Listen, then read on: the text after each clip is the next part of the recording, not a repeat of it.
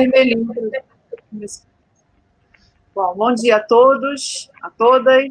Bom dia. Gostaria de agradecer a presença de todos vocês aqui hoje. A gente está nessa roda de conversa, nesse bate-papo com os candidatos a prefeito de Teresópolis. Gostaria de agradecer aqui a Conect, a plataforma que nos foi cedida para que a gente conseguisse fazer esse evento. Está sendo gravado lá ao vivo no YouTube. Agradecer a Gisele Aguiar, que está aí da Casa Vida, que está aí nos bastidores, fazendo aí, monitorando a gente, nos ajudando aí com o suporte. Gi, beijo. Agradecer a todos vocês aí pela participação no chat, a Zilaí, do Conselho de Idosos que estão aqui, o candidato Alex Castelar, que aceitou o nosso convite, a Cristina, que está aqui com interpretação de Libras, tá? Meu nome é Cristiane da Rocha, eu estou como atual presidente do Conselho de Defesa dos Direitos da Pessoa com Deficiência do município, Eu vou fazer aqui minha autodescrição. Eu sou mulher morena, cabelos castanhos abaixo do ombro. Eu estou usando hoje uma blusa estampada, colorido, amarelo, laranja, azul, bem estampada. O meu ambiente tem uma parede atrás de mim cinza claro, com os bichinhos brancos. Dá para ver um pedaço de um quadro em preto e branco. Tem uma porta no fundo e pego um pedacinho da cabeceira da cama do meu filho. Eu sou mãe de 3 filhos, o Lucas e a Letícia, de 21 anos, que são gêmeos. O Lucas tem paralisia cerebral. O João, de 3 anos, E essa é a minha descrição. Vocês não precisam falar que vocês têm filho e tal, eu falei porque eu vou falar do meu Lucas também, tá bom, gente? Agora, a Zilaí pode se apresentar, Zilaí, para a gente. Bom dia a todas e todos. Sou Zilaí, já sou uma senhora, de pele clara, cabelo crespos. Estou vestido com uma blusa preta de bolas brancas. E atrás, na minha parede, ela amarelinha, não tem nada atrás de mim. Hoje estou presidente do Conselho Municipal de Defesa de Direitos da Pessoa Idosa. E vão participar também os conselheiros da pessoa idosa e outros idosos da comunidade. Um bom dia ao nosso candidato Alex Castelar, um bom dia para você. Um prazer. Agradecemos imensamente a sua presença, a sua disponibilidade, a sua atenção a nossos idosos e às pessoas com deficiência. Obrigada pela presença.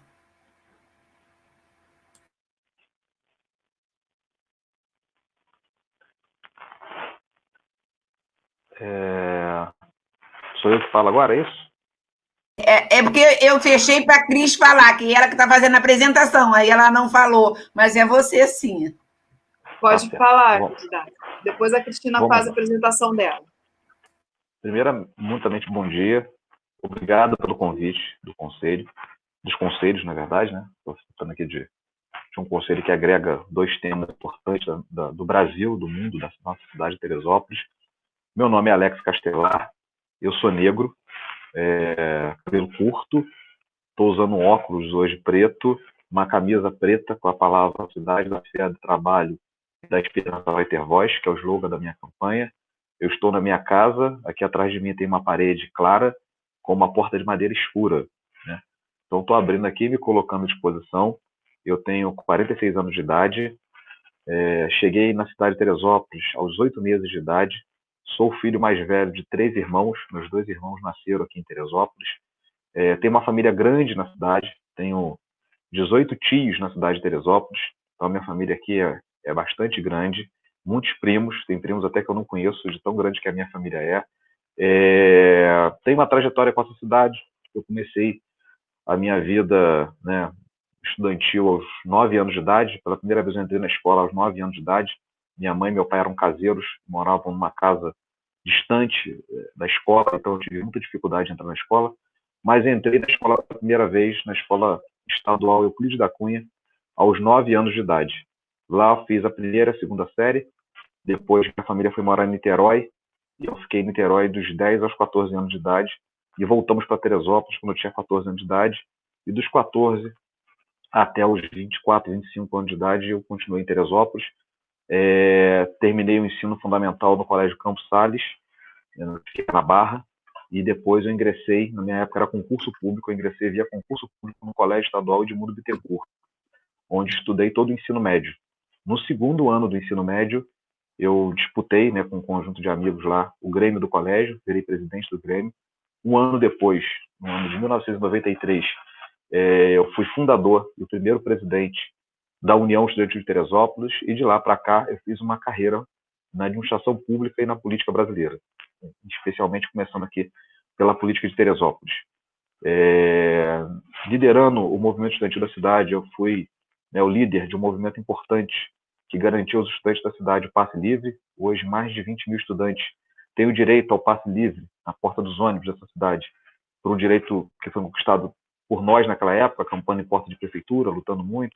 Montamos também, na época, um pré-vestibular social que conseguiu fazer com que muitos hoje adultos, né, alguns ainda jovens, outros um pouco mais jovens há mais tempo, né, estejam hoje no mercado de trabalho, tendo passado pelo pré-vestibular. O professor Fernando Vilar, que foi primeiro colocado em 1996 no vestibular da UFRJ para matemática, foi o primeiro pré-vestibular da cidade, mesmo sendo um pré-vestibular social, que colocou um primeiro colocado em uma universidade federal.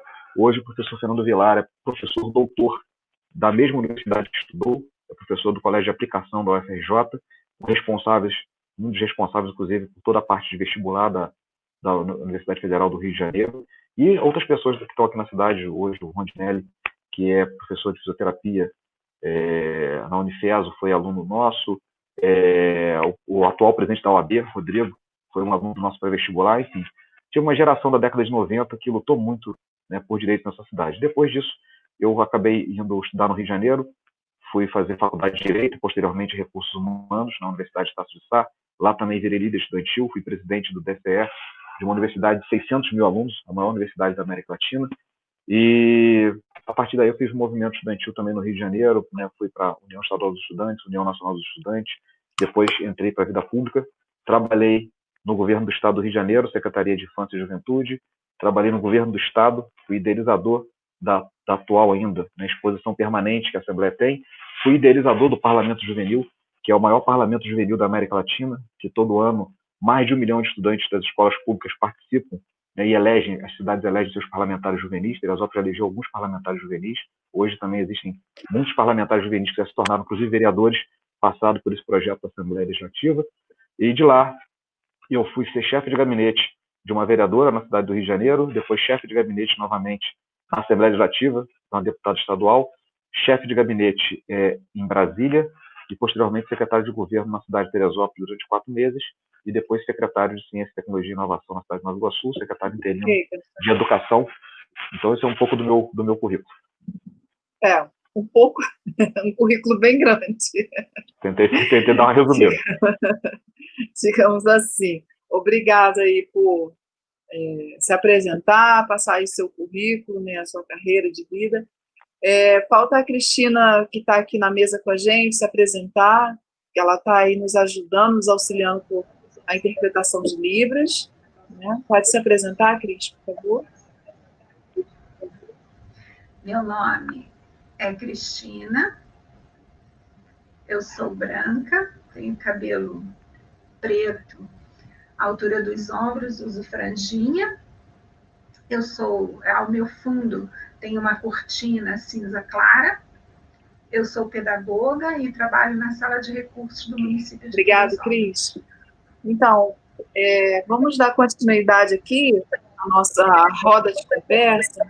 Candidato, quero agradecer aqui a sua presença, aceitar nosso convite e também pedir, nós vamos fazer perguntas relacionadas aqui ao Conselho do Deficiente, ao Conselho do Idoso, perguntas que a gente vai estar mostrando um pouco da nossa realidade no município, como que ele está atualmente, como que ele já está há muito tempo.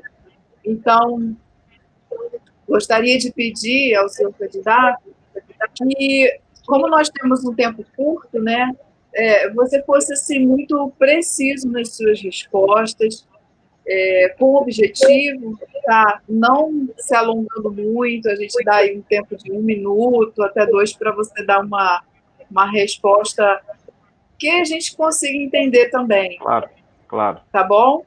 E essa é uma roda de conversa, um bate-papo, então a Zelaí vai falar, eu vou falar, e você fala, então a gente tem que ter essa articulação aqui para todo mundo conseguir conversar, ok? Vamos lá. Cris, só um minuto, está dando retorno. Alguém está com o microfone aberto. Cris, melhorou.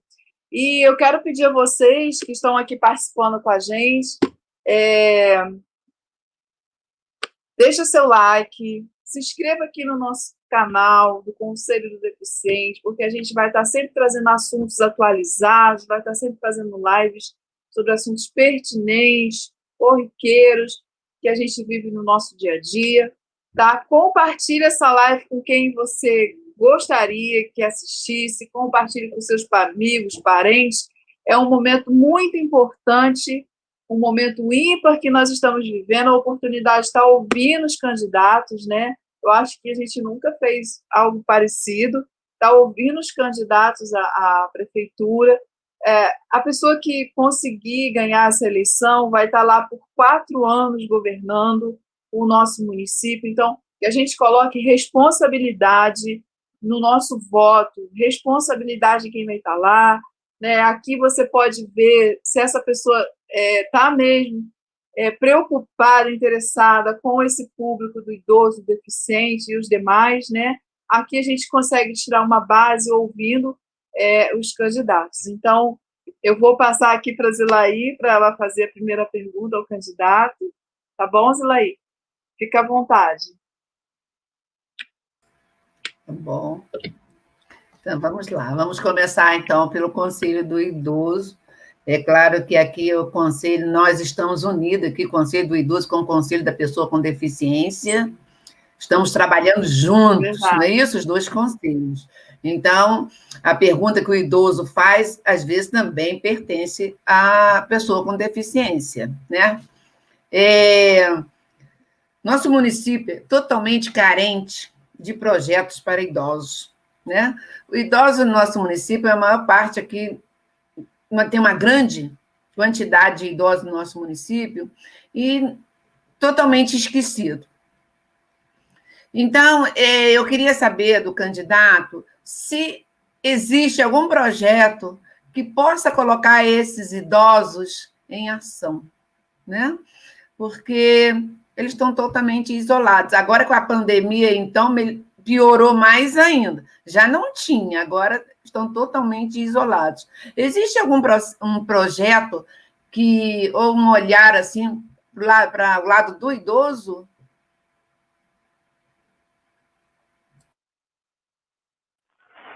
Ótima pergunta, Zoe. Existe sim.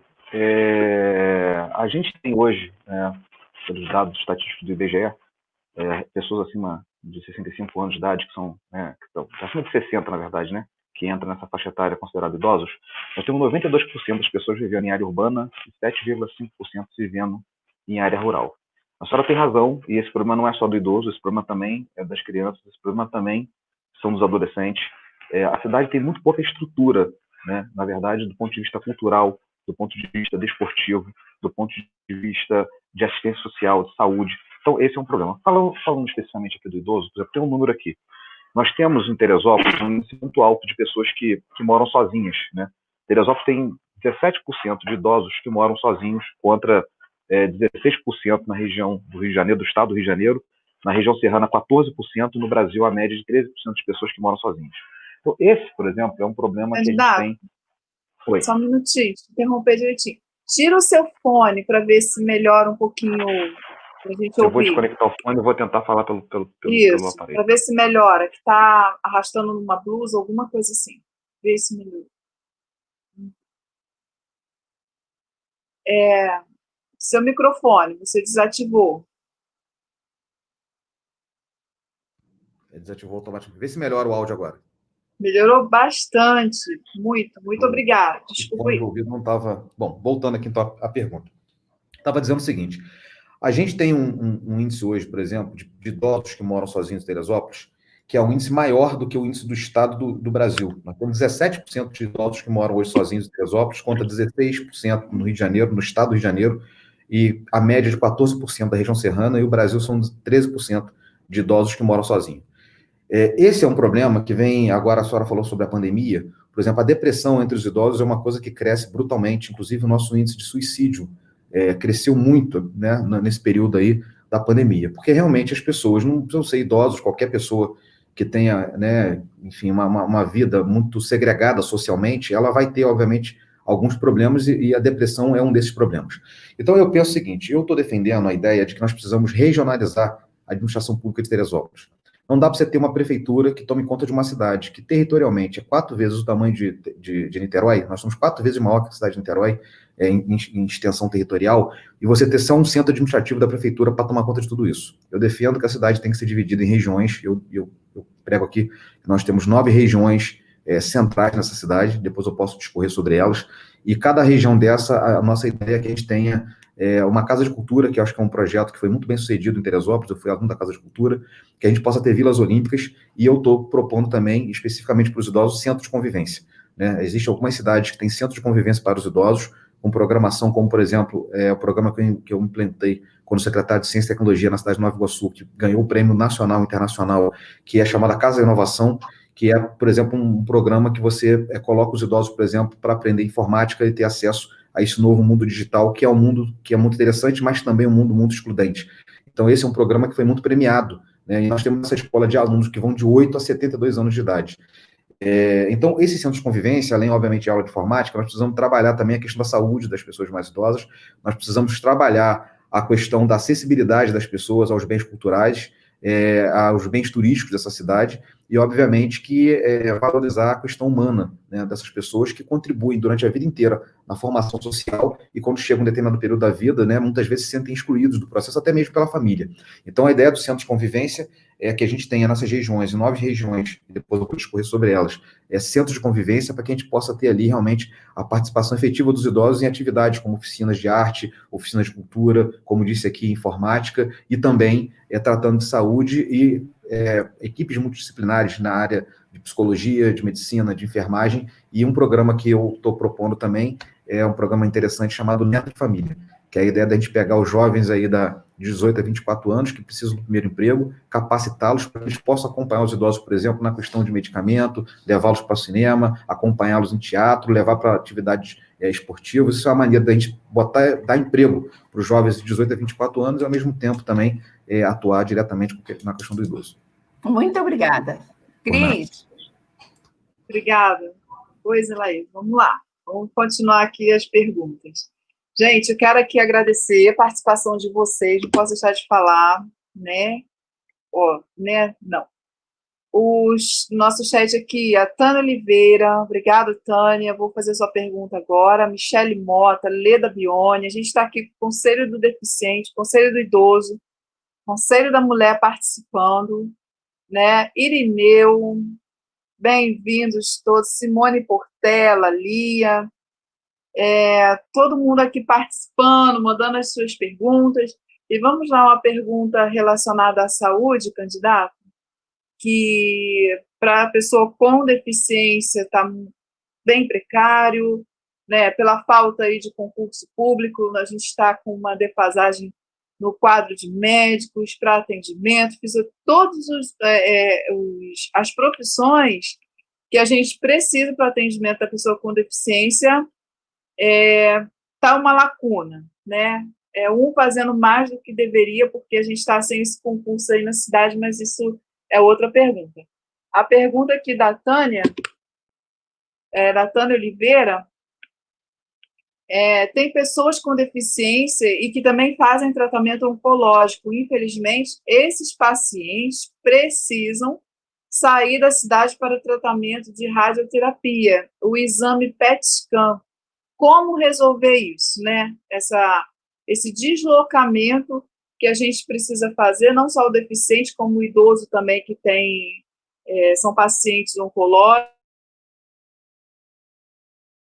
aqui para oncologia, e vai para Petrópolis, vai para Friburgo, e como ficaria isso no seu governo, caso o senhor ganhe aí as eleições? Bom, vamos lá. A saúde pública de Teresópolis talvez seja o tema mais central que nós temos hoje, né?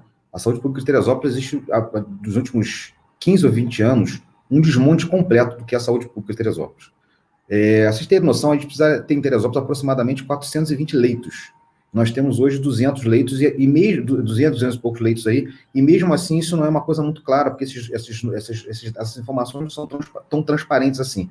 Para produzir nosso plano de governo, nós estamos há um ano trabalhando no plano de governo, né? A professora Márcia Pletti, que é uma doutora da Universidade Federal Rural do Estado do Rio de Janeiro, pós-doutorada na Alemanha, exatamente nesse tema, que é a pessoa com deficiência, ela própria, para ter dados aqui sobre a cidade, teve muita dificuldade.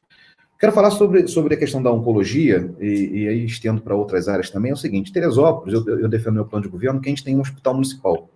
É inconcebível que uma cidade do nosso tamanho, o nosso porte, não tenha um hospital. Carmo tem um hospital municipal, cidade de São José do Vale do Rio Preto tem um hospital municipal, cidade de Guapimirim tem um hospital municipal, cidades menores, com muito menos orçamentos que o nosso, tem um hospital municipal. Então, assim, eu não sou daqueles que vou também dizer que vou brigar com a FES, ou vou brigar com a Casa de Saúde, nada disso. A gente vai precisar de um hospital municipal de aproximadamente 150 leitos e manter também a rede conveniada particular, porque a gente não tem leito suficiente para atender a população. Então, seria um equilíbrio entre os 200 leitos que as unidades particulares oferecem e os nossos 150 leitos. Do ponto de vista da oncologia, um hospital como esse não se coloca de pé da noite para o dia. Tem gente dizendo, adversários meus, que vão fazer um hospital em um ano. Isso, me desculpa falar, mas só uma licitação leva em torno de 6 meses. Quando a gente assumir a prefeitura, e se não for, né, o atual prefeito que voltar à prefeitura, for qualquer um de nós que hoje não ocupa o cargo de prefeito, vamos encontrar um orçamento que não foi votado pela gente. Então, no orçamento do ano que vem, não tem nenhum centavo para a construção de um hospital municipal. Então, alguém falar que vai construir um hospital em um ano, na minha opinião, está mentindo ou desconhece o que é administração pública. O que a gente pretende fazer é o seguinte: a gente acredita que entre 2 e 3 anos é possível ter um hospital, e aí que esse hospital tenha setor de oncologia, que tenha maternidade, que é um problema gravíssimo que a cidade tem hoje.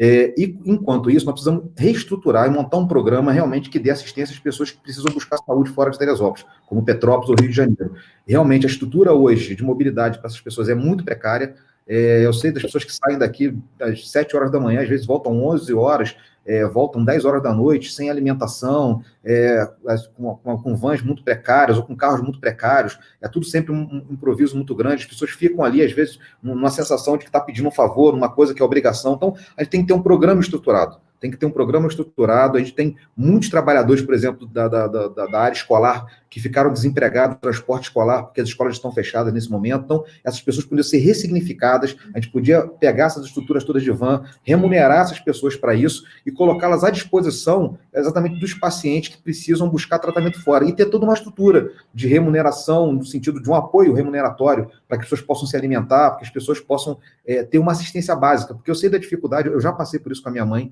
muitas vezes aqui em Teresópolis, tendo que levar minha mãe para tratamento no Rio de Janeiro, e sei o que significa você ficar, às vezes, dentro de um carro quebrado, quantas vezes o carro furou o pneu no meio da pista, eu tive que tirar dinheiro do bolso para poder trocar pneu. Então, assim, as situações são muito precárias e eu acho que a gente precisa profissionalizar isso, ou é uma questão de gestão. E existe recurso para isso, existe recurso federal para esse tipo de coisa, existem emendas parlamentares que a gente pode tirar de deputados federais e colocar na cidade de Teresópolis para poder montar um programa estruturado, realmente com equipamentos adequados e que busque, inclusive, as pessoas em casa, que as pessoas não tenham que sair de casa para encontrar no ponto A ou no ponto B. Isso é uma questão de logística, da gente poder organizar e ver qual o número de pessoas que tem e montar um calendário até que a gente tenha o nosso hospital aqui e possa efetivamente tratar os nossos pacientes oncológicos, ou se for alguns casos que não possam ser tratados em Teresópolis, que a gente dê toda a assistência. Ok, obrigada, candidato. Esperamos que, como a sua proposta e como todos os outros também já falaram do hospital municipal, que funcione, né? Que tenha esse hospital, mas que funcione de verdade, com pessoas profissionais adequados, com equipamentos, E não fique só aquela obra para inglês ver, né? Porque tem gente, vou fazer hospital, mas não tem equipamento, não tem profissional e também adiante. Então, nós esperamos muito que, de fato, aconteça uma boa proposta, né? Um bom projeto aí que você expôs para a gente agora. Eu vou passar a pergunta para a Zila aí. Tinha um gatinho miando aí. Eu também ouvi um gatinho. É o meu aqui em casa. Minha gatinha aqui, Tereza. Ela ficou lá fora, já voltou aqui. Beleza. Bom, continuando na saúde, o idoso precisa de uma atenção especial, né? Teria que ter um centro de referência para idoso, assim como uma pessoa com deficiência. Você falando no hospital municipal, mas eu acho que daqui a 3 anos, para nós, idosos, eu já acho assim um longo tempo, certo? Assim, em curto prazo, o que você faria em atendimento à saúde para o idoso? Entendeu? Porque ele não pode esperar. Idoso não pode ficar esperando. Com certeza. Bom, eu estou falando de 3 anos porque é o seguinte, não adianta a gente chegar aqui e prometer o céu e depois não cumprir aquilo que está falando. Então, assim, a gente tem que ter noção do que custa e quanto tempo leva para implantar. Né? A nossa presidenta aqui falou uma coisa correta, não é só fazer o hospital, você tem que equipar o hospital, tem que contratar médicos, nós vamos precisar discutir muito a nossa lei de responsabilidade fiscal, porque nós estamos aí num limite de contratações de concurso público, que a nova lei de teto de gastos estabelece para a gente, então isso não é uma coisa simples, nós precisamos fazer a cidade crescer economicamente para ter mais arrecadação, para você poder fazer concurso público. Então é todo um arcabouço em torno disso, mas a senhora tem razão, do ponto de vista objetivo, eu tenho um plano que não leva em consideração só os 4 anos do governo, mas leva em consideração os primeiros 100 dias do governo, depois 1 ano de governo, e posteriormente até chegar aos 4 anos, e vou deixar também um projeto montado para os próximos 4 anos, independente de ser reeleito ou não. Eu acho que a cidade precisa de um projeto de Estado e não apenas de governo. O que eu penso é o seguinte, nós temos aqui, no tratamento de saúde básica em Teresópolis, uma cobertura muito precária. A cobertura do Estado do Rio de Janeiro já é muito precária, a média do Estado do Rio de Janeiro é de 56%. A média de Teresópolis é de 32% da saúde básica. Nós precisamos pegar os nossos postos de saúde, eu já estou tratando disso no primeiro ano, no mínimo dobrar o número de postos de saúde, colocá-los para funcionar 24 horas. Nós vamos precisar de, no primeiro ano também, ter uma negociação com o governo do Estado para trazer mais uma UPA para a cidade, que é a única UPA que a gente tem hoje, não dá conta do mercado. E nesses postos de saúde, além de funcionar 24 horas, vamos precisar de um equipamento intermediário, que a gente está chamando de clínicas de diagnóstico, para que a gente possa não só atender, né, lá ao idoso, por exemplo, e diagnosticar um problema qualquer, ter também um centro de tratamento de imagens, por exemplo, tomografia, radiologia e assim por diante, e se for o caso, né, mais grave, você poder recorrer à UPA e, quem sabe, até um hospital. Nesse momento, nós vamos trabalhar com os hospitais conveniados até que a gente possa ter o hospital municipal. Então, a ideia é essa, né? E a gente tem que montar equipes multidisciplinares atuando em áreas específicas. No caso de pediatria, é um problema muito grave que a cidade tem, e a questão do idoso também é uma questão muito grave. Por que está acontecendo? As formações em medicina, ultimamente, o mercado, né, acaba atraindo muito mais as pessoas para cirurgia plástica, por exemplo, do que para pediatria, para oncologia, para outros tipos de profissões, ou para geriatria.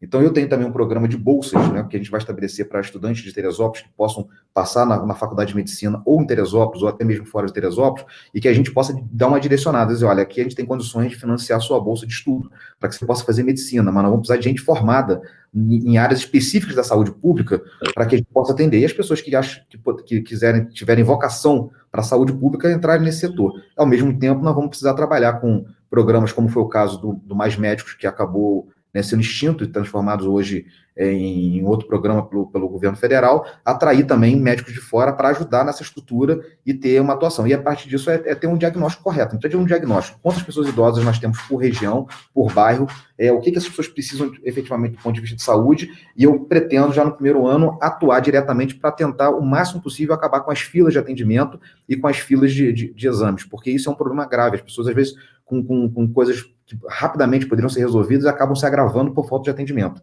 né? E, ao mesmo tempo, estabelecendo um programa de saúde da família, que a gente possa trabalhar a saúde, né, o esporte na idade nos idosos, para que eles possam, às vezes, com coisas, né, com ações, terem prevenção de situações que podem se tornar coisas graves, como, por exemplo, é o caso de diabetes e como é o caso de outras comunidade que podem pegar as pessoas por conta de uma pressão alta, que às vezes não tratada pode se tornar um AVC, um infarto. Então, isso tudo tem a ver com médico de família e tem a ver também com praticar esporte. E um outro programa que eu vou colocar imediatamente já nos primeiros 100 dias é o Remédio em Casa. É um programa que deu certo na cidade do Rio de Janeiro, que é você mapear todas as pessoas idosas que precisam receber os seus remédios para tratamento de, por exemplo, pressão é uma questão que eu já começo a ter esse problema já com 46 anos de idade, então todas as pessoas com certa idade vão passar por esse tipo de problema, ou deverão passar por esse tipo de problema, e remédio é fundamental, porque se as pessoas não tomarem remédio, por exemplo, para pressão, as situações pioram muito. Então, estou dizendo aqui do modo concreto.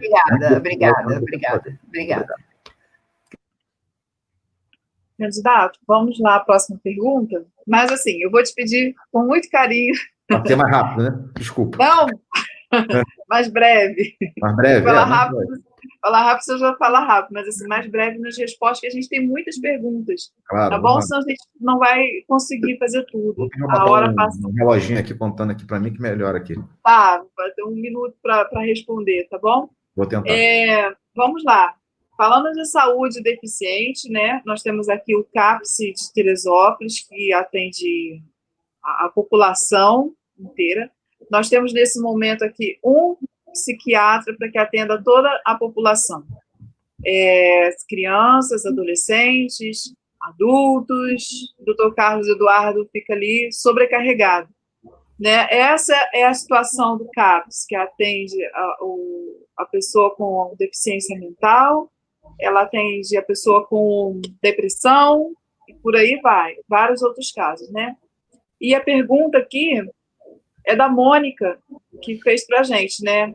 Qual a proposta para melhorar o atendimento precoce dessas crianças e adolescentes em situação de desestabilização mental em relação ao atendimento referente às fisioterapias, fonoaudiólogos, né? Porque muitos chegam ali e nem tem esse tipo de atendimento. Não tem fono, não tem uma fisioterapia, porque ele é um médico que atende tanto criança como jovens e adultos. Então, faz aquela mistura. E quando o CAPS estabelecerá atendimento ordinário, acolhimento diurno e crianças e adolescentes desestabilizados com dificuldades familiares para o restabelecimento de suas condições emocionais, sociais, psicológicas, incluindo atendimento pedagógico adequado nesse período. Porque a família ali também precisa ser acolhida. O paciente que chega ao CAPS chega com uma família com ele também, que precisa desse acolhimento, precisa saber como que vai agir a partir dali, como que vai ser, e muitas das vezes fica só naquele entendimento médico, remédio, não tem uma terapia. Estou falando no quadro ali do CAPS, né? A saúde mental. Não tem ali um projeto, um programa de acolhimento para a família, um projeto para essa criança, para esse adolescente, né? Para ele conseguir essa estabilidade, voltar a ter uma vida normal. E eu queria saber se o senhor tem algum projeto em relação à saúde mental do município. Vamos lá. Essa é uma ação que nós podemos fazer de maneira muito imediata, né? Porque muitas coisas, às vezes, levam muito tempo para você estruturar. Mas isso não. Isso é uma questão de contratação imediata. Se a gente não tiver condições, no primeiro momento, de fazer um concurso público, a gente tem que fazer, pelo menos por contrato, contratar profissionais, mesmo que sejam temporários, e montar um programa muito robusto para esse atendimento. Porque, assim, não tem cabimento, a essa altura do campeonato, com toda a legislação que a gente tem, com todas as leis que obrigam o município a tomar uma série de atitudes, você ficar enxugando gelo, fingindo que atende. Não estou aqui culpando o médico, não, porque eu tenho certeza que ele é um bom profissional e que ele trabalha sobrecarregado. Essa é a grande verdade. Não dá para uma cidade de 180 mil habitantes ter um único profissional para atuar no CAPS. Existe ter um único CAPS numa cidade desse tamanho para atingir uma cidade, como eu disse aqui, que é 4 vezes o tamanho de Niterói. Então, pode ter certeza que nos primeiros 6 meses a gente vai ter condições de botar um programa robusto em torno disso e aproveitar também e dizer que a gente precisa entrar nas escolas e diagnosticar os alunos. Porque tem muitos alunos hoje com muitos problemas e às vezes a própria família não sabe, né, que estão nas escolas sem nenhum tipo de diagnóstico. E a gente precisa capacitar professores, diagnosticar alunos e montar um programa realmente multidisciplinar, como, né, a senhora mesmo disse aqui, não é apenas ter médico, não é apenas dar remédio. Nós precisamos de reabilitação, de centros de reabilitação, nós precisamos de apoio psicológico à família, em alguns casos nós vamos precisar de casos de acolhimento e até mesmo de apoio financeiro, porque a gente sabe que, fundamentalmente, as mães, que no final acabam absorvendo muito, mais até do que os homens, as mulheres acabam absorvendo muito esse processo, porque é a vida delas, quando, né, você tem um filho com alguma deficiência, a sua vida praticamente passa a ser quase que exclusiva do seu filho. Então, a gente tem que entender também que essas mães precisam de apoio, porque não é justo deixá-las nas condições que estão hoje, né? E, enfim, elas são heroínas de tentar realmente levar a família adiante num processo como esse. Então, essa é a minha visão aí sobre esse Obrigada, programa. candidato. Zelaí, eu vou só complementar aqui a resposta dele, já te chamo. Peraí. Então, candidato, é isso que você está falando, fazer essa oficina, trabalhar com essas famílias, precisa também dos psicólogos dentro da sala de aula. Precisamos do assistente social dentro das salas de aula, porque são essas pessoas que vão poder diagnosticar as demandas das famílias que chegam, com a problemática que chega ali, e hoje os professores estão tentando ser psicólogos, assistentes sociais, porque não há contratação desses profissionais na rede de ensino. Só estou complementando, vou passar aqui para a Zilaí, tá? Zilaí, com você, pode seguir com a sua pergunta. O candidato falou sobre remédio nas casas, né? Esse atendimento ao idoso, né? Atendimento domiciliar, é um atendimento, não é só levar com médico, enfermeiro, é uma equipe que vai visitar aquele idoso acamado. É isso que eu entendi? Também. Na verdade é o seguinte, eu estou falando assim, são vários programas. Existe o programa de saúde da família, que já faz esse tipo de atendimento, que vai à casa das pessoas, independente de serem idosas ou não, para poder acompanhá-las. Hoje a nossa cobertura é muito pequena em Teresópolis, muito pequena. Eu estou falando que nós temos 30% de cobertura em Teresópolis, como o Rio de Janeiro tem 80%, a cidade do Rio de Janeiro tem 80%. Né? Então, isso é uma maneira de você diagnosticar e acompanhar para que as pessoas não tenham problema. Agora, as pessoas que são acometidas de situações mais graves, elas precisam de ações mais imediatas. O que eu estou dizendo é o seguinte, não existe hoje, não só em saúde, como em nada na administração pública, um profissional que possa atuar sozinho. As relações, elas são multidisciplinares. Porque, às vezes, um idoso que está acamado, ele está acamado, mora sozinho, às vezes ele tem abandono de família, às vezes ele não tem renda. Eu falo da minha mãe, por exemplo, minha mãe tem hoje 64 anos de idade e vai ter muita dificuldade em aposentadoria porque ela nunca trabalhou de carteira assinada, ela foi doméstica e artesã. Então, se ela não tem um filho hoje para estar com ela do lado dela, a dificuldade dela seriam imensas. E a gente precisa, assim, agora, a gente precisa saber quem são essas pessoas. A gente hoje, essas pessoas estão vivendo o mundo da invisibilidade. Né? A gente tem 20% de crianças, por exemplo, né, que têm deficiência, que não estão nas escolas. E não existe um programa de busca ativa para saber onde essas crianças estão e o que elas estão passando. Então, a gente precisa entender, com relação à questão dos idosos também, quem são essas pessoas, qual o diagnóstico correto delas, porque tem coisas muito graves acontecendo. Em alguns casos, talvez a gente tenha que levá-los até, e não tem isso, uma casa de acolhimento, para que a gente possa ter lá um tratamento mais adequado, né, inclusive humano, mais humanitário, com relação a essas pessoas. Então, é isso sim. A ideia é a gente ter o diagnóstico, ter tratamento e ter ações concretas, de maneira imediata, com equipes multidisciplinares. E aí vamos ter que ver, cada caso é um caso, e as equipes multidisciplinares vão saber como conduzir esse processo. Não, eu tornei fazer a pergunta porque não ficou assim bem claro. Você falou que ia levar remédio nas casas, mas a partir da hora que levar o remédio, já faz aquele tratamento então, também, né? O programa Remédio em Casa, ele é posterior a isso. Na medida que a pessoa é diagnosticada, ela tem que tomar o remédio, que são os remédios contínuos, geralmente, né? Está muito ligado à depressão, diabetes, a pressão, essas coisas assim, né? E aí, esses remédios contínuos, que são de obrigação do Estado fornecê-los, a gente entregar como remédio de casa. Porque Teresópolis, por exemplo, não tem... As nossas farmácias públicas aqui não funcionam. Você vai, hoje, uma dificuldade. Você vai numa UPA, por exemplo, ser atendido, tiver que tomar o remédio, você tem que sair dali e comprar o remédio. Porque o abastecimento de remédio é muito precário.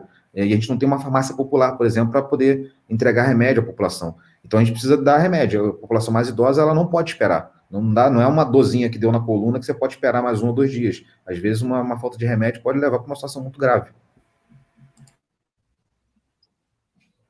Seu microfone tá porque a cidade, no nosso município não tem geriatra, né? Tem 2 geriatras só. Como? Com 17% de idosos, como vai ter 2 geriatras em um município?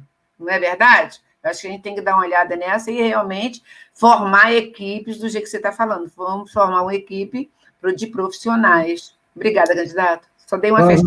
Só para complementar rapidamente, que coisa de 10 segundos. O nosso problema em Teresópolis é que a gente sempre trabalha sem planejamento. A gente trabalha sempre na urgência e emergência. Sempre assim, uma pessoa para atender ali, aí tem na escola, às vezes, um aluno que precisa de um acompanhamento, e aí alguém entra com ação na justiça e consegue lá, né, um acompanhamento para o filho, alguém precisa ser internado, que tem que entrar com ação na justiça para conseguir uma vaga em hospital. Então, assim, a gente não tem planejamento. Isso é uma dificuldade muito grande. A gente precisa de planejamento para saber como a gente vai poder atuar. E, a partir disso, a gente poder saber como a gente pode captar recursos. Existe dinheiro no Ministério da Saúde por uma série de ações que o município está perdendo porque não está organizado profissionalmente para isso. Como, por exemplo, o esporte de saúde em atendimento continuado, ou creches que possam funcionar até as 19 horas da noite. Porque uma mãe que trabalha não pode deixar o filho numa creche e pegar o filho às 5 horas da tarde, às 4 horas da tarde. Porque senão, como é que ela vai trabalhar? Então, assim, isso é falta de planejamento. Tudo aqui é no grito. Tudo você faz no grito, aí o governo vai. Você dá outro grito, o governo vai. E o governo vai levando a perna que tem. Então, isso é parar, planejar, usar os conselhos como ponto de apoio, porque vocês são da área e conhecem bem as problemáticas, e, a partir disso, cumprir o que está estabelecido. Vocês têm planos municipais do idoso, plano municipal do deficiente, plano municipal de educação, tem que fazer cumprir esses planos. Para isso que tem que ser um bom gestor e um bom executivo. Obrigada, candidato. Obrigado. Cris. Obrigada, candidato. Está gravado a live, tá bom? Vou deixar claro que está ficando gravado. E caso o senhor chegue lá, consiga chegar, nós vamos cobrar esses projetos, né, Zelaí? É isso mesmo. Vamos cobrar, porque o que você está falando, os projetos são muito bons, principalmente aqui, em relação ao idoso, está muito, muito bom. Esse aqui é o meu plano de governo, ele tem 260 páginas, pode comparar com os outros candidatos aí. Eu não fiz um protocolo, não, eu parei aí 1 ano da vida com um monte de especialista para estudar. E é isso, agora a grande questão é a capacidade de botar em prática, porque eu sei que discurso se perde no vento. Mas pode ter certeza, se olhar a minha biografia por onde eu passei, você vai ver que eu consegui realizar até muito mais do que muito menos. Tenho certeza que o município como Teresópolis tem condições de muito mais. Ok, candidato. Então vamos lá, a gente tem vários tópicos aqui em relação à pessoa com deficiência. Eu pedi para as pessoas que fizessem suas perguntas, tem muita gente aqui fazendo pergunta no chat, participando aqui. Daqui a pouco eu vou aqui fazer uma pergunta da Carol. Mas eu quero perguntar ao candidato em relação à nossa educação, tá? Eu sou a mãe do Lucas, ele tem 21 anos de idade, meu filho foi da rede por vários anos, e nós nadamos e morremos na praia, mas eu estou aqui para lutar por outros que virão. Morremos na praia porque meu filho não viveu uma inclusão de verdade a qual eu sonhei, a qual eu sonhava também. E hoje, dia 30 de setembro, o decreto 10.502 foi assinado pelo nosso atual presidente, trazendo ali a nova política de inclusão da pessoa com deficiência, né? É um retrocesso à educação, ao meu ponto de vista como mãe e como atual presidente do Conselho do Deficiente, tá? É uma luta que nós temos, que a gente está lutando aí há muitos anos, e é um retrocesso. Segregar pessoas, colocar pessoas em escolas, para especiais escolas, para pessoa com deficiência, né? Nós já temos aí as pestalozes que acolhem, as APAES que acolhem essas pessoas. Eu quero saber, candidato, aqui, qual é a sua opinião em relação a esse decreto 10.502, de 30 de setembro de 2020? Como eu disse aqui no início, eu fui secretário de Educação. Eu fui secretário de Educação na cidade de Nova Iguaçu, durante 6 meses. Uma cidade com 70 mil estudantes, 5.500 professores. E eu vou te falar que nada me tocou mais do que esse debate da questão inclusiva.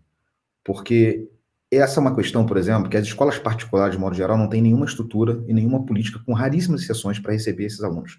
Então, isso fica por conta da escola pública, que precisa de sala de recursos, né? Nós temos muito poucas salas de recursos no município, nós precisamos estruturar salas de recursos profissionais para essas áreas, E também levar em consideração os alunos com deficiência, transtornos globais e também com altas habilidades.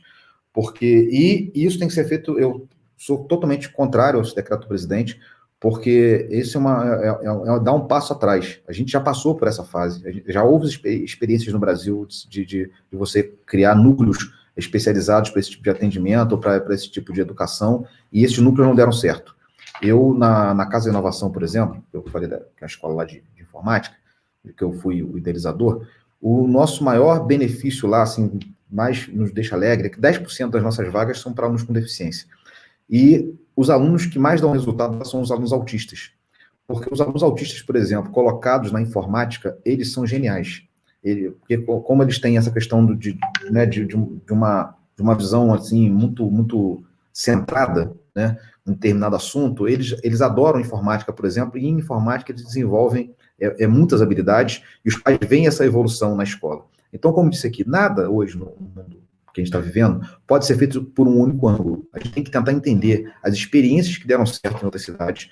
Por exemplo, Niterói tem uma experiência muito importante nessa área, não só nessa área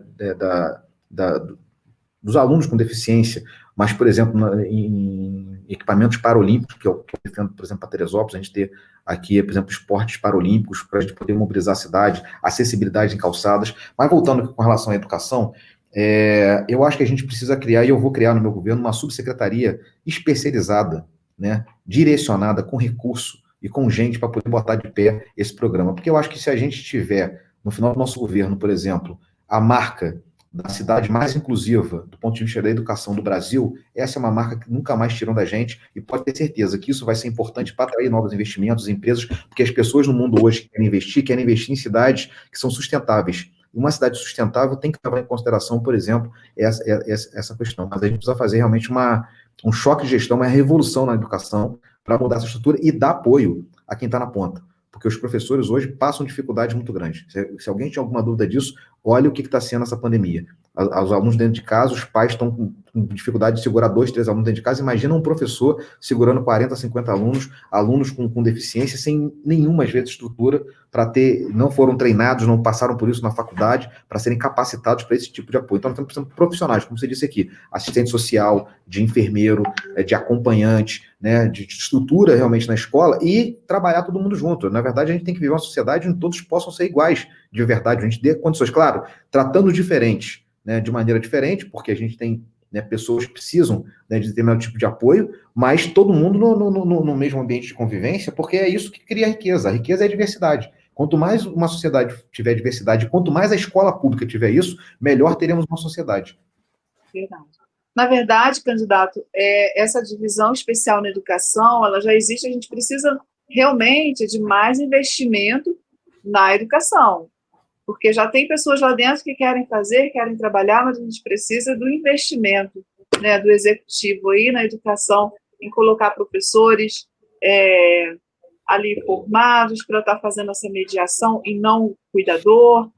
Precisamos dessa visão, né, do executivo em relação à educação, à inclusão. Tem uma luta importante para vocês aí. Nós vamos dobrar, nos próximos 4 anos, o recurso do Fundeb. Né? O Fundeb que foi votado, a professora Dorinha, que é do meu partido, que foi a relatora do novo Fundeb. Infelizmente, tem candidato aí dizendo que defende presidente A, fulano A, dizer que os deputados do PSL, todos votaram contrários, né, à aprovação do novo Fundeb, mas graças a Deus o Congresso Nacional aprovou o novo Fundeb, nós vamos dobrar os recursos do Fundeb. Agora, é importante que as mães que estão nos vendo aqui agora, que têm filhos, né, especiais, que façam uma luta dentro da cidade, no Conselho de Educação, para que esses recursos também sejam destinados às crianças especiais. Porque daqui a pouco vai ter prefeito, né? Quero eu ser o prefeito para não ter essa visão, mas se por acaso tiver outros aí que cheguem lá, que não seja eu, que não seja, né, a minha candidatura, que podem querer fazer prédios mirabolantes e fazer muitas obras para mostrar muita obra, mas no final não atende a população. Então a gente tem muita escola no município hoje fechado, como tem escola no 2º distrito, 3º distrito, fechada, porque construíram de maneira irregular, em estrada, e a gente não está tendo acesso. Então gastou dinheiro público para coisa que não foi a lugar nenhum. Então, antes de fazer a obra bonita, nós precisamos botar para funcionar o que já existe, e dar apoio a quem trabalha, a profissional de ponta. Professor precisa ter apoio, precisa ter salário. Os profissionais de saúde precisam estar lá contratados para poder atender a população. Porque senão a gente vai ficar fazendo coisas aí para ganhar eleição e esquece da população de modo geral. Então, essa luta tem que ser de vocês também. Ok, candidato. Teresópolis. Não sei se você falou Niterói. Teresópolis. Não, falei de vocês. Foi. Obrigada aí pela sua resposta, tá bom? O Conselho do Deficiente, nós já fizemos a nossa nota de repúdio, já enviamos ao CONAD em relação a esse decreto, e aí precisa haver uma luta, sim, das pessoas, os familiares, né? Junto com todo o município, para que a gente consiga derrubar esse decreto. Gente, continue participando, curta e compartilhe, e vamos lá, a gente está chegando aí a quase meio-dia, quase 1 hora de live já. Zilaí, com você a palavra, faça a sua pergunta. Os projetos para os idosos estão muito legais, hein? Verdade, estou gostando muito. Vai falando da educação, sabe que idoso adora estudar também, né? Ele chega a uma idade que realmente, quando é novo, não teve essa oportunidade quando jovem, né? E eles gostam. Só que hoje tem assim, à noite, e mais nada, só tem à noite. Esse projeto poderia ser estendido tempo integral. Estou até falando já pelo candidato, né? Porque para eles escolherem o horário que eles podem, que tem essa acessibilidade para estudar, e não só à noite, né, candidato? Com certeza. Aqui são outros índices também. Idosos com 1 a 7 anos de estudo em Teresópolis. Nós temos 23% da população apenas que tem de 1 a 7 anos de estudo na cidade de Teresópolis, contra 24% na região serrana, 25% no Rio de Janeiro, no estado do Rio de Janeiro, e 26% no Brasil. Ou seja, o nosso índice de pessoas idosas escolarizadas, ou que tenham cumprido de 1 a 7 anos, é o menor entre o estado do Rio de Janeiro, o Brasil e a região serrana.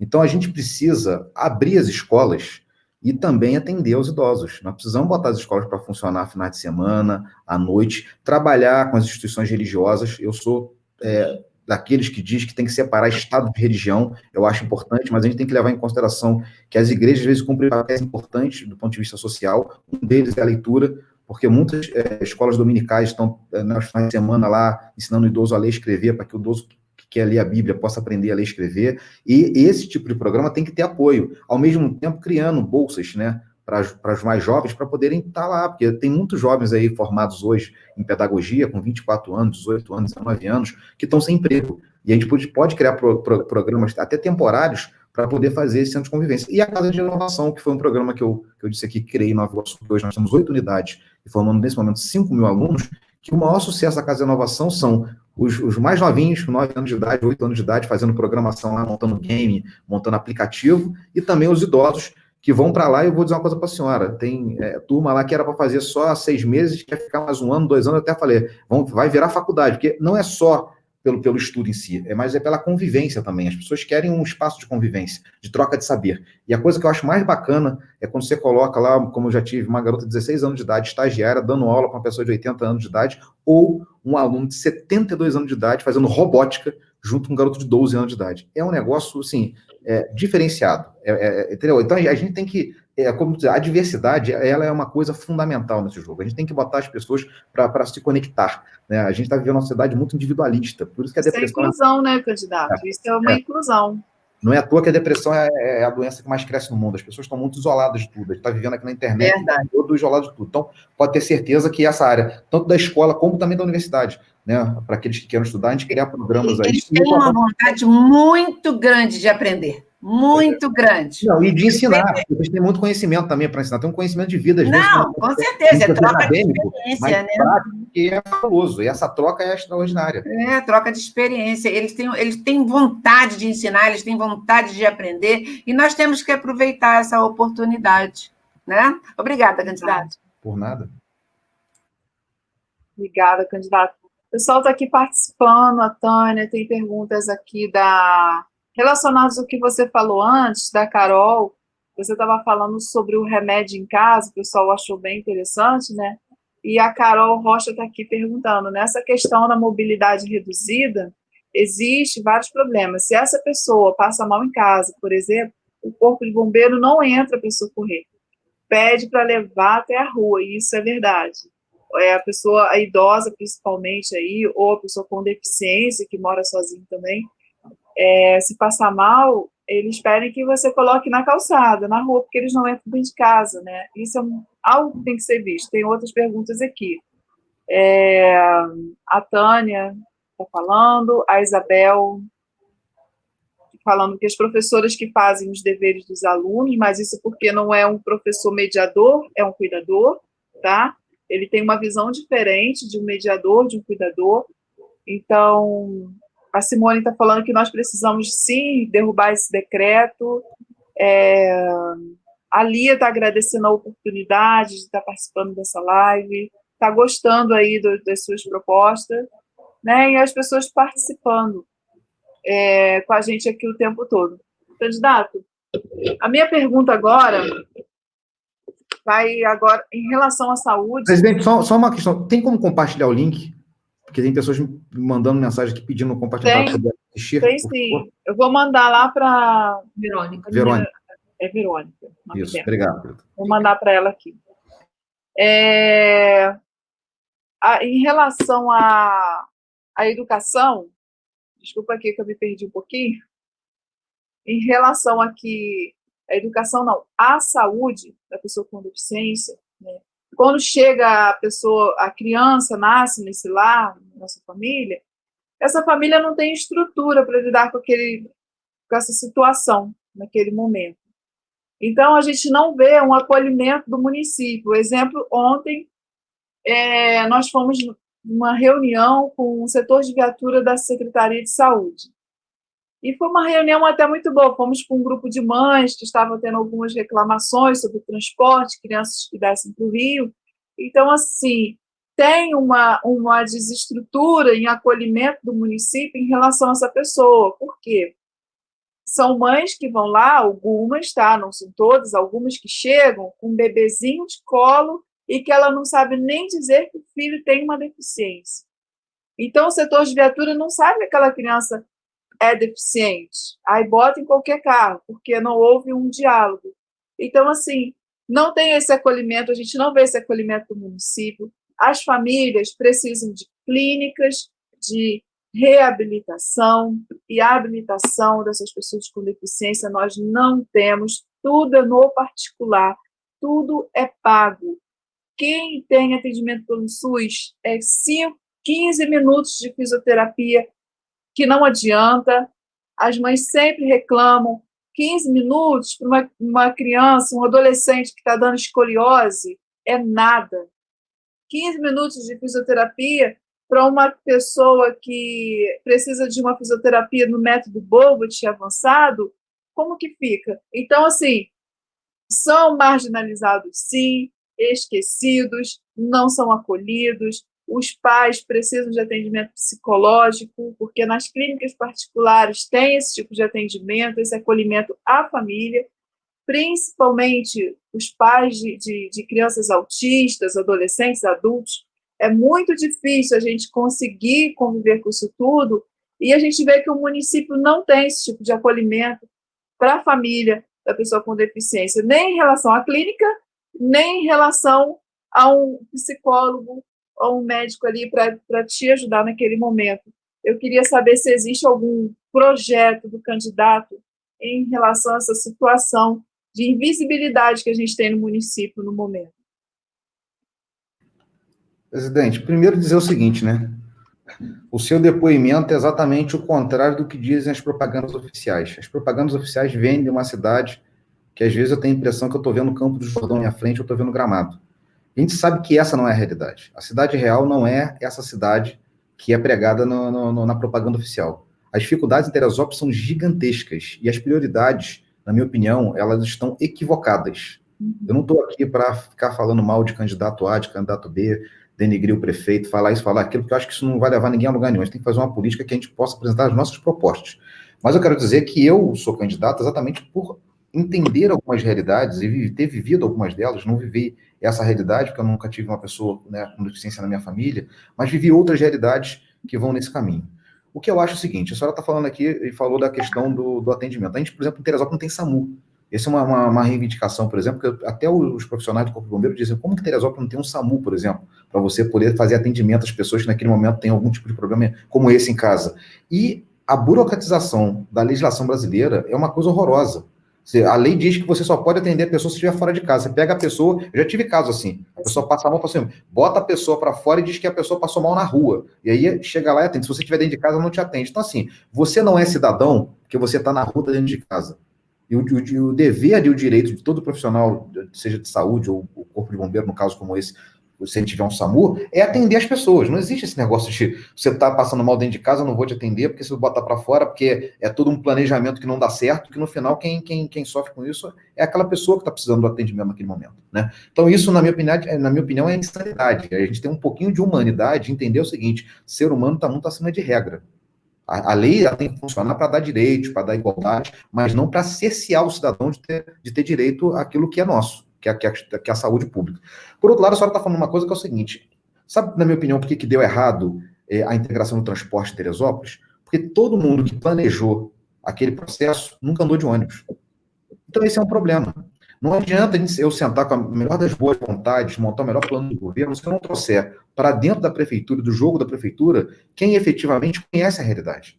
Por mais que eu possa me preparar, ouvir pessoas, conversar com psicólogos, conversar com psiquiatras, falar com mães, com pais que vivem essa realidade, é totalmente diferente de quem vive essa realidade. Então, a primeira coisa que eu vou fazer no meu governo é dar estrutura para que o conselho seja deliberativo, para que os conselhos tenham estrutura para trabalhar, tenham carro, tenham equipamentos, tenham recursos para poder se movimentar, para que, de fato, a gente possa implementar uma política pública, porque senão fica aquela coisa do, você é do conselho, dá uma ideia, eu implemento sim, eu não implemento não. Então, assim, a primeira coisa, e ter também uma secretaria, à frente de uma secretaria, como essa, uma secretaria importante, que é uma secretaria que eu vou criar, né, que é a Secretaria do Deficiente, que a gente tenha gente que seja da área. Não adianta eu criar uma secretaria do negro e ter lá uma pessoa loura de olho verde. Não adianta eu criar uma secretaria da mulher e colocar um homem. Você entende? A gente precisa colocar quem vive a realidade. Quem pode produzir a melhor política pública sobre juventude é quem é jovem. Então não adianta eu com 46 anos de idade, querer ocupar a Secretaria de Juventude. A Secretaria tem que ser ocupada por quem vive aquela realidade. Então eu quero assumir o compromisso com vocês de que, por exemplo, Teresópolis tem 22 secretarias. Na minha opinião, uma cidade do tamanho de Teresópolis tem mais secretarias que cidades como Caxias, Nova Iguaçu, Belfor Roxo, cidades muito maiores populacionalmente que Teresópolis. Então, a gente tem que reduzir o número de secretarias e criar secretarias que funcionem de verdade. E esse tema é um tema importante. Esse tema, o tema das minorias, a questão dos direitos humanos, são temas que geralmente são esquecidos. Os prefeitos se preocupam muito em ocupar a Secretaria de Saúde porque tem recurso, muito ocupar a Secretaria de Educação porque tem recurso. Mas quando você fala da população que vive o dia a dia, eles não têm essa visão. E aí eu quero dizer uma coisa. Quem cuida do povo são as mulheres. Quem cuida de educação, 90% são professoras.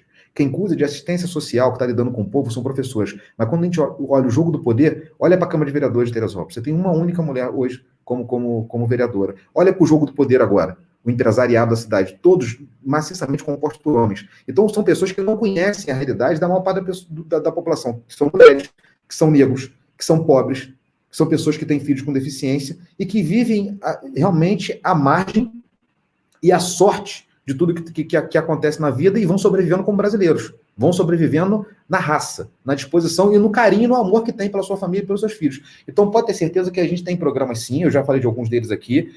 Também não sou candidato a Deus, não vou dizer que eu vou resolver todos os problemas da noite para o dia, mas eu quero sentar com quem produz, com quem vive essas realidades e dizer que eu estou à disposição para a gente levar aquilo que está no meu plano de governo e quiçá, ampliar. E olhar para aquilo que existe no governo federal. Existem muitos recursos dos ministérios, existem muitas coisas que Teresópolis perde por não ter uma secretaria especializada em arrumar recursos para a cidade e se inscrever em programas que já existem em que outras cidades funcionam. Até falei, claro, citei Niterói, porque Niterói é uma cidade que avançou nesse aspecto. Então, tem cidades que avançaram, e a gente avançou muito pouco. Na minha opinião, falta de gestão e de compromisso com esta realidade.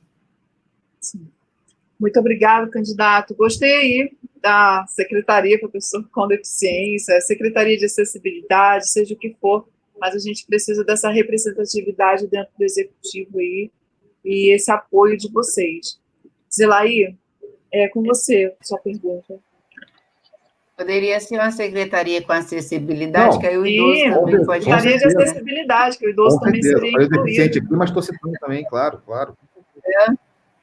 Concordo. Continuando com a educação, a visão das pessoas com idoso e com as pessoas com deficiência, eles não têm aquela visão de carinho. Estão começando ainda, né? Mas não tem uma visão boa, não chego até eles com carinho, não tem essa visão ainda. Eu acho assim, essa visão que eu digo é o tratamento, tá, gente? Não é a visão, que às vezes trata mal, não vê, bota a pessoa do lado, não dá aquela atenção que a pessoa quer, que o deficiente quer, precisa, a pessoa, entendeu? E eu acho assim, na educação, teríamos que ter também, trabalhar na educação básica o tema transversal, a temática do envelhecimento, a temática da pessoa com deficiência, porque é ali que a gente vai formando a adolescência, uma outra população, a população jovem, para que eles comecem a ter um outro olhar, não é? Eu acho que teria que ter lá na base. Posso responder? A senhora está falando de uma questão que é o seguinte: a gente, como eu disse aqui, vive uma sociedade muito individualista, né? Existe muita cultura do prazer, a cultura do consumo, né? E, obviamente, que os mais jovens, na cultura do prazer e do consumo, eles são presas fáceis para o sistema. O sistema vende todas as atrações do mundo, sendo que a gente tem uma dificuldade muito grande, porque um garoto que mora na Quinta Leblon de Teresópolis tem o mesmo desejo de consumo de um garoto que mora em Nova York ou no Japão. A mesma calça, o mesmo corte de cabelo, né? Mas não tem as mesmas oportunidades. Nem todos os garotos das comunidades têm a oportunidade de ter um iPhone, de ter um computador em casa com internet, por exemplo. Ele está vendo agora o que é educação pública, né? A particular está conseguindo avançar porque as famílias têm um pouco mais de estrutura, e pode ter internet, e pode ter computador. A pública ficou, esse ano, totalmente paralisada por falta de infraestrutura. E eu não vi, de governo nenhum no Brasil, tá? Digo prefeitura, digo governo do estado, governo federal, um programa, por exemplo, no próximo ano, para colocar tablet, internet, computador na mão dos alunos, dos professores. Então, esse problema que foi dado hoje pela pandemia é um problema contínuo, porque as pessoas estão cada vez mais se inserindo no mundo digital e não têm acesso. Então, há uma exclusão brutal em relação a isso. E quando a senhora fala da questão do cuidado com o idoso, a gente precisa, a senhora tem razão, a gente precisa, quando a gente fala de civismo, as pessoas falam muito de civismo, a gente precisa ter aula de, como no meu tempo, de moral cívica, cantar o hino nacional, cantar o hino da cidade. Eu concordo plenamente com isso. Eu acho que a gente realmente precisa ser mais cidadão, precisa cantar o hino, mas a gente precisa também ter educação inclusiva, que as pessoas levem em consideração a questão humanitária, porque todos nós, a gente já está vivendo um momento onde daqui a pouco, até 2025, parcela, ainda não absoluta, mas está caminhando para isso, a maior parte da população vai acabar se tornando população idosa, porque a nossa expectativa de vida está aumentando muito, né?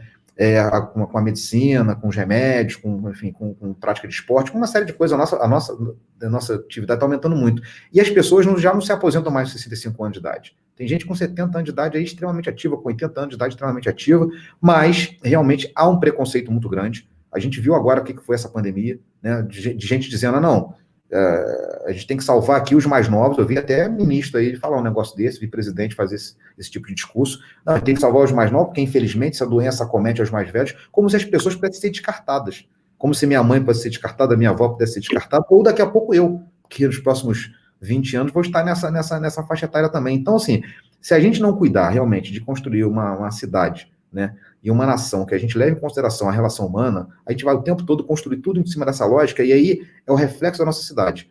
Onde é o seguinte, a cidade, do ponto de vista individual, para quem pode estar bem, é uma cidade maravilhosa. É melhor morar aqui que morar na Europa. Agora, a cidade, para a maior parte da população que precisa da coisa pública, é uma cidade pior do que morar na Baixada Fluminense. Porque as dificuldades aqui são gigantescas. Então, é isso que nós precisamos fazer. Deus nos deu uma cidade de mão beijada, com todas as potencialidades. Nós somos o maior PIB agrícola do estado do Rio de Janeiro.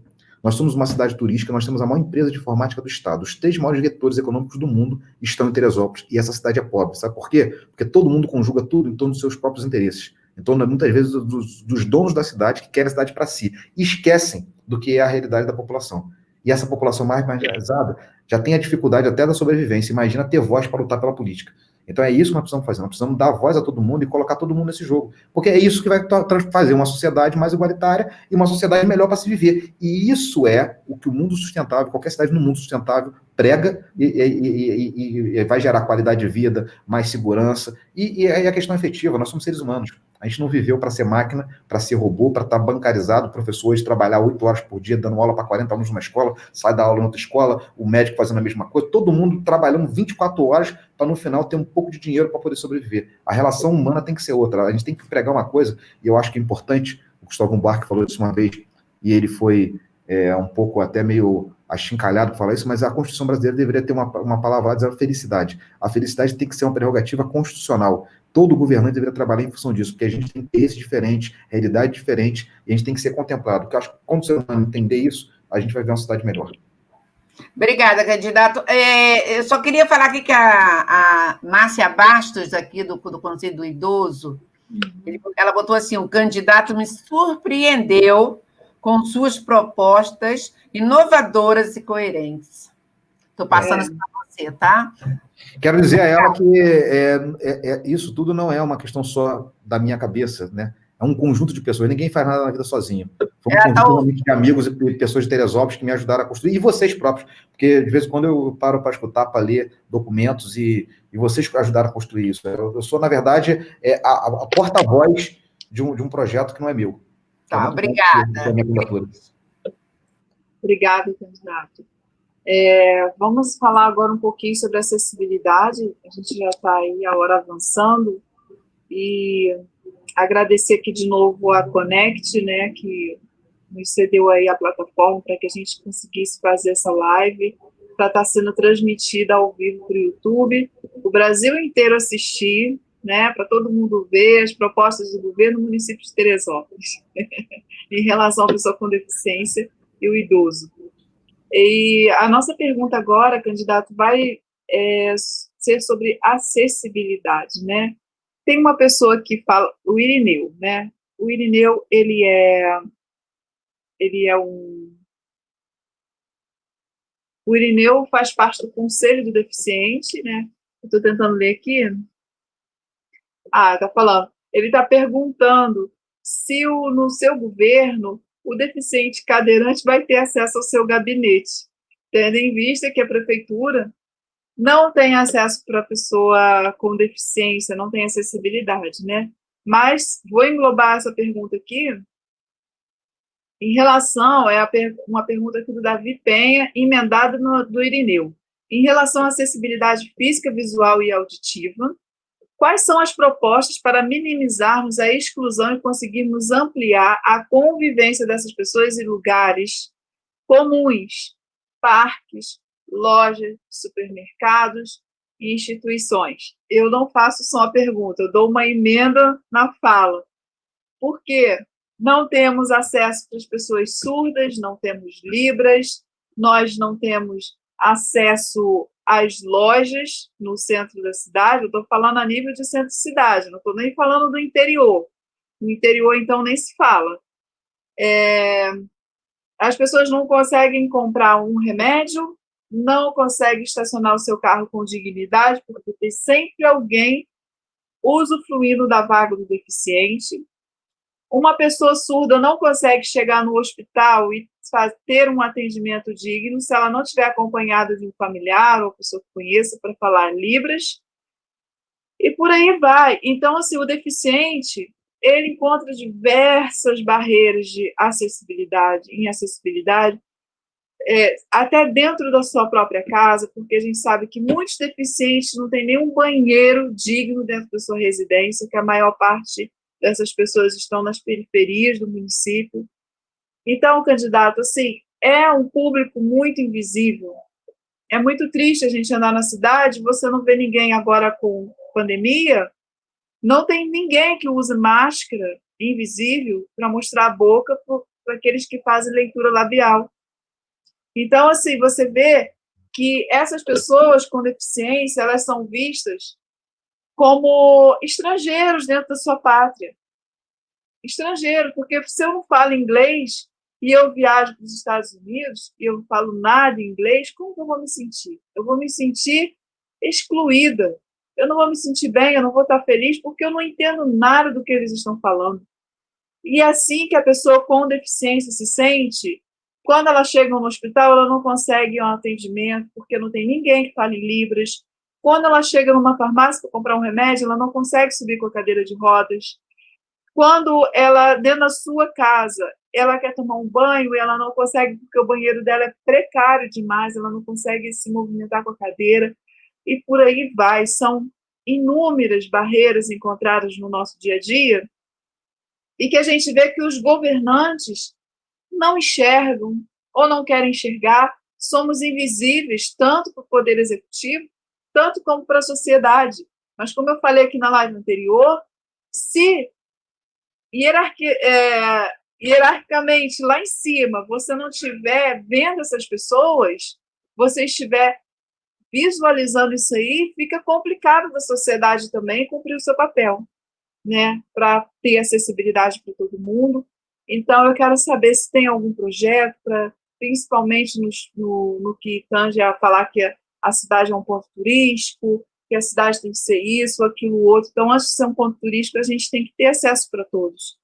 E existe algum projeto para isso? Sendo a pergunta do Davi, a pergunta do Irineu, a pergunta da Carol e de várias outras pessoas.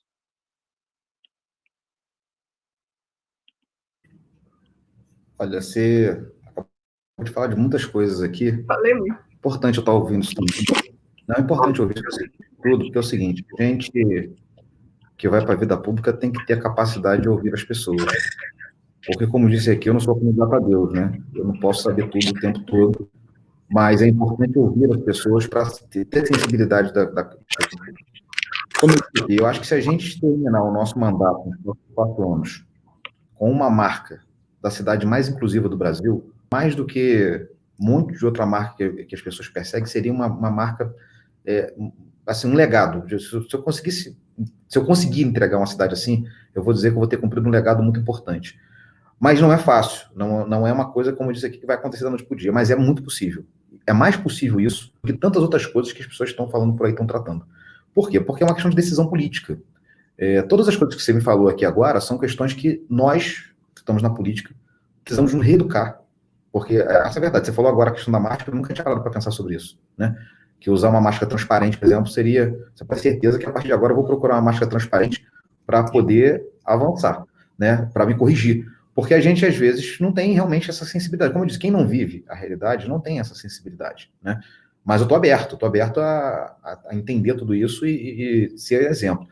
Como é que é o nome? Irineu, né? Disse aqui, pô, como que eu vou ser o gabinete? É verdade, Irineu. Eu já fui secretário de governo, eu sei que é impossível você chegar no gabinete que tem um monte de escada, não tem elevador na prefeitura de Teresópolis, e você não consegue chegar lá. Então, eu quero dizer, primeira coisa, Irineu, é o seguinte, e não está no meu plano de governo, eu estou aproveitando esse momento agora para assumir esse compromisso, 10%, nós temos hoje aproximadamente 800 cargos comissionados na prefeitura. 10% desses cargos eu vou destinar a pessoas com deficiência. A prefeitura vai ter gente cadeirante, a prefeitura vai ter gente com deficiência, vai ter autista trabalhando com a gente, vai ter gente com síndrome de Down, porque as pessoas têm habilidades diversas e elas podem trabalhar em muitos setores. Existem muitas pessoas que podem trabalhar em muitos setores. Então, esse é um compromisso que eu estou assumindo. E aí não é concurso, não, é cargo comissionado que a prefeitura tem, que você pode nomear as pessoas e criar diversidade. E vou institucionalizar um programa para que cada secretário também faça a mesma coisa. O prefeito fará e os secretários também farão. E aí eu estou estendendo isso aos idosos também. Então, não só aos deficientes, aos idosos, aos negros, enfim, às minorias. Porque a gente precisa realmente colocar a diversidade para dentro do poder público. Esse é o primeiro exemplo que você tem que dar. E vou provocar a Câmara de Vereadores também. Vou procurar, né, os vereadores eleitos, vou procurar o presidente da Câmara que foi eleito, vou dizer, o Poder Legislativo também precisa fazer, e vou também procurar o Poder Judiciário e o Ministério Público. Vou chamá-los também para conversar, falar, eu acho que é um exemplo que todos nós temos que dar, porque existem muitos cargos comissionados também no Judiciário, existem cargos comissionados também no Ministério Público, chamar os juízes, os promotores para conversar e falar assim, vamos dar exemplo. Que isso é a primeira coisa que a gente precisa fazer, pegar o que tem de recurso público e empregar as pessoas que estão hoje precisando estar empregadas e que são, né, que são deficientes. Se a gente fizer isso, acho que já é um grande avanço. Depois, eu não sei se a cidade já tem, porque eu não conseguia ter acesso, um plano municipal de acessibilidade, né? Se tiver, nós temos que ver como é que esse plano está funcionando e colocar ele na prática para funcionar. Se não tiver, nós temos que criar um. E aí é isso, vamos criar metas. todo comércio vai ter que se adaptar a, por exemplo, Libras. Todo comércio vai ter que se adaptar para poder ter atendimento Braille. Eu estou falando o seguinte, muitas lojas, por exemplo, já tem atendimento online. Então, você criar uma legislação que diga, né, um aplicativo, uma legislação que for feita, vai levar em consideração o tradutor. Então, assim, a gente colocar todo o nível possível de acessibilidade e, a partir disso também, as construções. Existe um crescimento muito grande na nossa cidade da construção civil. Eu sei que os programas como Minha Casa Minha Vida já estabelecem isso dentro dos prédios, mas não só nos prédios. A gente precisa também nas calçadas, a gente precisa também nos pontos turísticos, porque é exatamente isso. Eu tenho, e aí é um programa que eu tenho, que é de a gente estabelecer pelo menos aí uma meia dúzia de vans e um aplicativo para que as pessoas, por exemplo, possam marcar para ir a cinema, para ir a teatro, para conhecer os pontos turísticos, que hoje as pessoas, como vocês disseram, estão invisíveis dentro de casa, não saem para absolutamente nada. Então, um programa muito básico. Você pega aí 4 vans hoje, botar à disposição, né? Obviamente, configurar a van lá para poder atender as pessoas com deficiência. Ter um aplicativo onde as pessoas possam marcar, e a gente criar uma estrutura, um programa na Secretaria de Cultura, para que as pessoas tenham acesso a bens culturais, como teatro, cinema, e poder frequentar os espaços públicos que nós temos turísticos, a Granja Comari, o Parque Nacional, a Feira do Alto, por exemplo, a Feira do Alto. Aqui um exemplo, você não tem acessibilidade na Feira do Alto, que é o maior atrativo turístico. Se um cadeirante quiser na Feira do Alto comprar alguma coisa, ele vai ter dificuldade, porque aquelas calçadas, aquela rua como está lá, não tem essa. Então, sim, são coisas, às vezes, que não são muito gigantescas, não são coisas objetivas e básicas, mas eu acho que o político tem que estar aberto a entender e ouvir, e como vocês disseram, dar o exemplo. Então, o primeiro exemplo, o prefeito não pode e não deve trabalhar num lugar onde as pessoas cadeirantes, por exemplo, não têm acesso a ele. Para começar por aí. Então, se o gabinete dele fica no andar de cima, ele bota para o andar de baixo para ele poder atender a população. Porque se você é o representante do povo e você passa a não ter, e aí eu vou estender isso aos vereadores também, e vou falar com o Poder Judiciário. Nós temos todos nós que dar o exemplo e começar a fazer. E vou chamar todos os grandes empresários da cidade e dizer isso para eles também. Vocês que são donos dos grandes mercados, da construção civil, vocês que são donos das grandes empresas de bebida da cidade, vocês têm que ter política pública, política privada, né, orientada pelo poder público, que dê acessibilidade. Porque se a gente consegue fazer isso, e está no meu calendário, no meu plano de governo, por exemplo, eu quero trazer para cá alguns grandes eventos. A minha intenção é, pelo menos a cada 2 meses, trazer um calendário de grandes eventos para trazer 30, 50 mil pessoas para cá, para mobilizar o turismo da cidade. Um dos eventos que eu quero fazer aqui é uma etapa da Paralimpíada. Eu acho que a gente pode ter aqui um centro de treinamento paralímpico, que seria também uma ideia interessante para que a gente pegue a juventude também, que às vezes, né, tem deficiência, e diga para eles, você também pode ser um atleta, você também pode ser um campeão de natação, você pode ser um campeão de futebol, mesmo com as dificuldades que você possa vir a ter, tem muitos aí que, com todas as dificuldades, superam muito mais, são muito mais atletas do que outros que tiveram menos dificuldades, né? Então, eu acho que isso é um exemplo. Então, pode ter certeza que vocês terão aqui um militante, mas eu preciso também aprender um pouco mais. Com toda sinceridade, eu tenho que realmente sentar e me dedicar a uma causa para aprender mais sobre o tema. Só um minutinho, Lucas. Bom, gente, aqui a gente já está chegando no final, né? A minha turma já chegou aqui, aí já começa a movimentar a casa toda. O Lucas está lá no fundo, ó. Chegou da TV agora. Candidato, quero muito agradecer a sua presença aqui conosco, tá? Foi muito bom te ouvir. Aqui, sem querer colocar religião ou qualquer coisa, mas assim, faça o que ninguém está fazendo. A gente, quando tem um sucesso na vida, as pessoas falam, como você conseguiu? Porque você está fazendo o que ninguém está fazendo. Né? Você está se esforçando muito mais. E governe com a direção de Deus, se você conseguir chegar lá. Governe com a direção de Deus, que eu acho que isso... Porque a Bíblia fala que Deus é o Deus dos órfãos, das viúvas, das pessoas marginalizadas, dos esquecidos, do pobre. Então, são essas pessoas que precisam de governo, são essas pessoas que precisam ser governadas, que precisam ser assistidas, que precisam ser vistas, né? E ele se importa com essas pessoas muito. Eu acho que o governante que se importar com esse público vai estar, sim, fazendo a vontade de Deus. Né? Um governante que não se importa com esse público do idoso, do deficiente, da criança, das mulheres, das pessoas que são largadas à margem, ele está muito fora daquilo que Deus conduz, né? E bendita é a nação cujo Deus é o Senhor. Então, bendita é a nação, bendito é o governante que busca a direção de Deus, independente da sua religião, de qualquer pessoa que eu estou falando mesmo, é de coração, como tem que ser. E agradeço aqui a sua participação, a participação da Zilaí, a participação de todo mundo aqui no chat, que deixaram suas perguntas. Depois, se eu puder direcionar as perguntas para você no privado, pode ser? Porque a gente não deu tempo de fazer todas elas.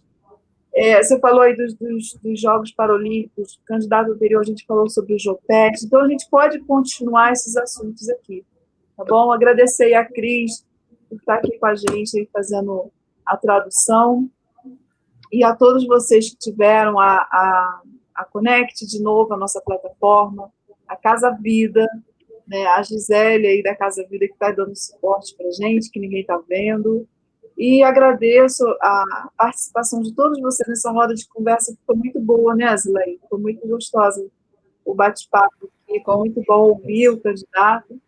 E eu espero que a gente se encontre mais vezes, tá bom, candidato? Para novos eventos aí antes da eleição, um conselho deficiente. Depois eu vou falar com a Zilaí sobre isso, um projeto que a gente vai colocar em prática na outra semana, com os candidatos a prefeito, porque é muito importante. Se eu sinto na pele, eu vou dar atenção maior àquela situação. Com certeza, né? Obrigada a todos vocês, uma boa tarde para todos, fiquem com Deus e até o nosso próximo encontro. Obrigada. Foi um papo, né? Uma roda de conversa super produtiva. Obrigada ao candidato pela presença, obrigada a todos, a Cristina, a Cris, Cristiane, né? E a Gisele, e a todos que participaram aí na nossa mensagem. Obrigada, candidato. Parabenizo pelo trabalho de vocês, pela luta, e é isso, a gente constrói uma sociedade dessa maneira, a gente participando, a gente podendo ouvir, e bacana, parabéns pela iniciativa, acho que é isso aí, a gente não tem que estar aqui para ficar se degladiando e falando mal um do outro, nós temos que estar aqui para apresentar proposta, minha visão é essa. Vamos nessa luta aí, tenho a certeza que se eu chegar naquela cadeira lá, vocês terão do lado de vocês alguém que tem sensibilidade para a causa. Cobraremos, candidato. Está gravado. Com Muito certeza. obrigada. Boa tarde para todos vocês. Tchau.